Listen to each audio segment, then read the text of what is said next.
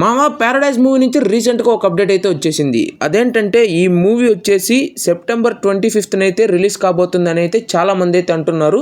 ఇంకా దీనిపైన official announcement అయితే రాలేదు. ఇది ఒక బజ్ అయితే నడుస్తుంది.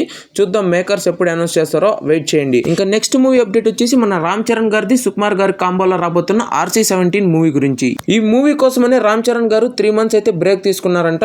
ఇది చాలా మంది అయితే అంటారు కొన్ని ఇంజురీస్ కారణం వల్ల ఆయన 3 months అయితే బ్రేక్ తీసుకొని ఈ మూవీ స్టార్ట్ చేస్తారని అంటున్నారు. ఇదంతా పక్కన పెట్టేస్తే ఈ మూవీ వచ్చేసి 2 parts అయితే తీయబోతున్నారంట. ఇది జస్ట్ బజ్ మాత్రమే నడుస్తుంది. మేకర్స్ ఇంకా అఫీషియల్ అనౌన్స్మెంట్ అయితే రాలేదు. దీనికోసం కూడా వెయిట్ చేయండి. ఇంకా నెక్స్ట్ అప్డేట్ వచ్చేసి ప్రభాస్ అన్న ఫ్యాన్స్ కి అయితే చాలా అంటే చాలా హ్యాపీగా అయితే ఉండబోతుంది. నాగశ్విన్ గారు వచ్చేసి కల్కి మూవీ మీద ఒక 2 వెబ్ సిరీస్ అయితే తీయబోతారంట.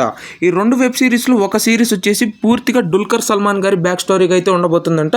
ఇంకొక స్టోరీ కూడా వచ్చేసి సుమతి గారిది బ్యాక్ స్టోరీగా అయితే చూపిస్తారంట.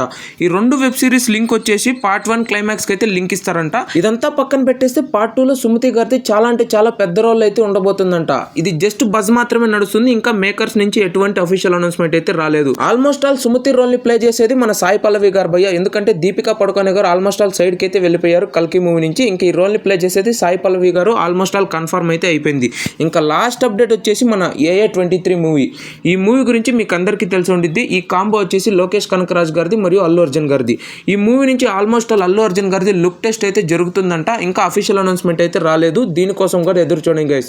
ఈ వీడియో కన్నా నచ్చితే లైక్ చేయండి, సబ్స్క్రైబ్ చేయండి.